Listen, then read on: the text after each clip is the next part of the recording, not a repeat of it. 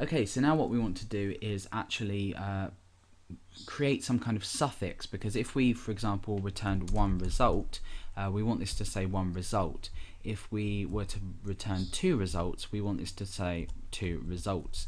So we need to create a suffix variable in order to set this to either an S or nothing. So hopefully this makes sense. It's just something I always do to maintain some kind of structure to a sentence. So suffix is going to be equal to, we're using a short if statement.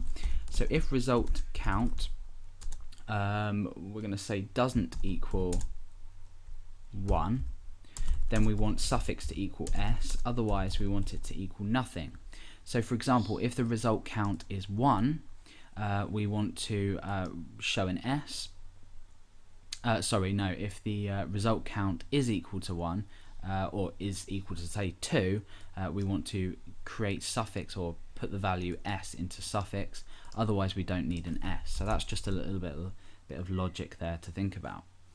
So now we want to just echo out how many results have been returned. So I'm going to go ahead and say your search for, and then in here we're going to place the search term, returned an amount of results. And it's not results because we need to just go ahead and apply the suffix there.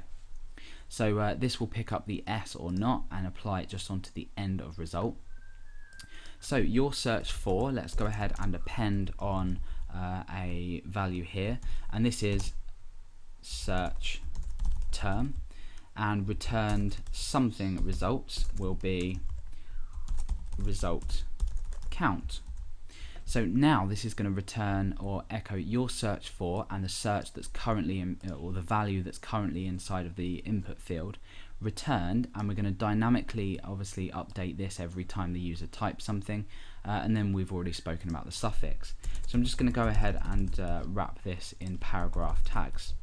So we can go ahead and test this, and this line will work. It will return an amount of results. So I'm going to go and test this with CH, and that's contained within Manchester and Chorley. So we should receive 2 results. So let's go ahead and test this. CH, we don't get a value back, so why is that? Let's just go and have a look. Let's take, oh, here, there we go. So where place, like, not places, the field name is place, as we've seen here. So just a small error there that's made our application useless. Let's go ahead and refresh and just test this. So CH, you can see now it says your search for CH returned 2 results. If I go ahead and type something like London, that's now returned 1 result. Notice that the S has disappeared. If I go ahead and search for just L, it returns 6 results. So we've got that suffix S on there. So now that we've got that working, let's just go ahead and make the search term bold, as well as the result count as well. And that will just make that look a bit nicer. So let's search for London. You can see that we now have this updated value and the result count returned to us. So now all that's left to do is actually return the results themselves. Let's go down and create a while loop, and inside this we want to create a variable that's going to hold the row data. So this is going to be result or results row, and that's going to be equal to MySQL fetch associative array, and this will take an array from the search field here, and then we can output some information based on each result. So I'm not going to go ahead and explain this too much because it's irrelevant, but we'll go ahead and return these results anyway.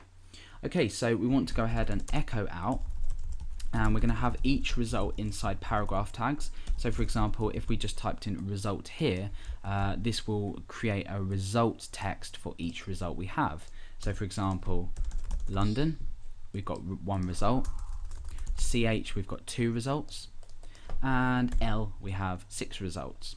So now what all we need to do is fill in the unique data here based on each result's value. So inside of our paragraph tags, we want to first of all return the place, the name of the place. So inside strong tags, in here we want to go ahead and replace this with results row. And remember, results row is now an array because MySQL fetch assoc returns an array. So inside square brackets, we want to put the field name that we want to take from the database, which is place. So we can write place. So this will be working as it is. We just need to go and test this now. So we're going to type in London. You can see your search for London returned one result, and we have the field name there, or the field, the row data that corresponds to the place field. Let's go ahead and type L. You see that returns all of them that have an L in them. And then we can go ahead and type CH, and we've got that Manchester and Chorley results just there. So now what we can do is just break down, not an S there. We can break down and go ahead and output the description as well. So let's just output using exactly the same results row description. So let's go back and refresh, type in London, and you can see the description has been appended to that as well. Again, if we type L, we get a list of results. So in actual fact, we've now completed the application.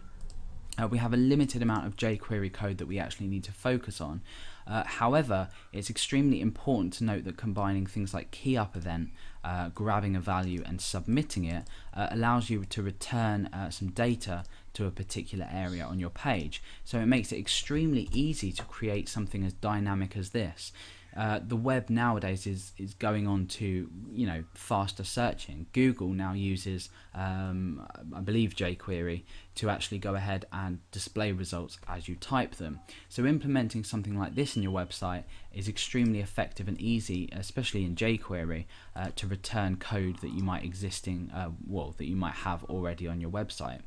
So just by using this and this jQuery code and just creating a small div here, we're able to return results as we search for them.